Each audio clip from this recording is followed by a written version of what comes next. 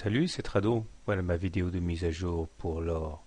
Bien belle séance aujourd'hui qui permet alors de capitaliser un gain conséquent et puis surtout, j'ai envie de dire, de clôturer au-dessus des 1380 qui laisse maintenant la porte ouverte vers la prochaine résistance importante, celle de tous les dangers puisque c'est celle des 1392.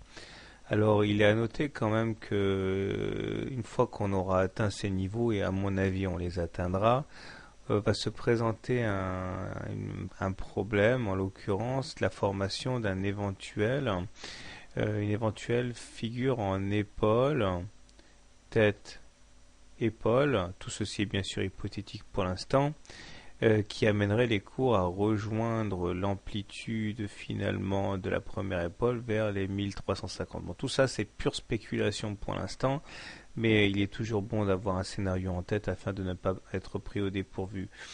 Donc nous avons une clôture finalement très engageante, puisque nous terminons in extremis au-dessus de la Bollinger supérieure.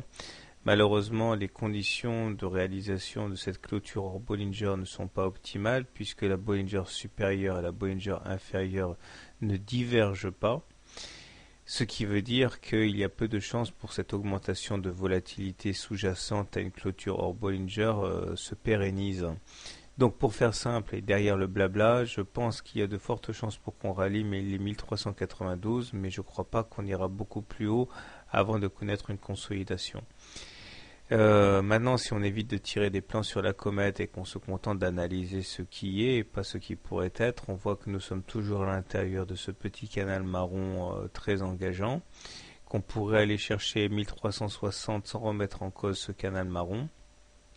Nous avons également validé le passage au-dessus de la médiane, ce qui veut dire que maintenant le terrain de jeu de l'or, ce sera la partie supérieure de la fourchette dans le rouge, à savoir des oscillations entre 1430 et 1375. Ce scénario est valable tant qu'on ne clôturera pas en dessous de la médiane.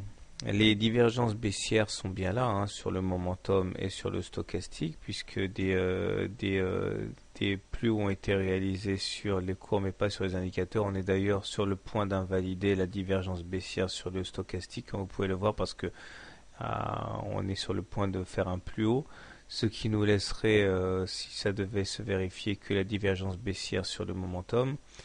Toujours est-il que ce sont des alertes insuffisantes pour shorter, mais qui doivent rappeler à la raison les acheteurs impénitents.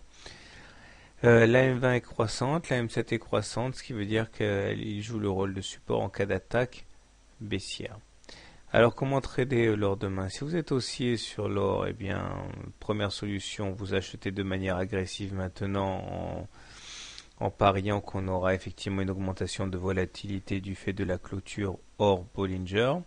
Solution prudente, vous attendez le repli sur la M7 ou sur la M20.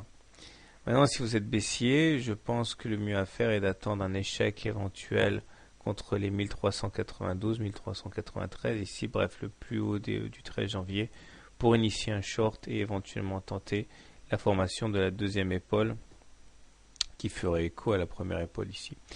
Voilà, bonne soirée, bon trade et à demain.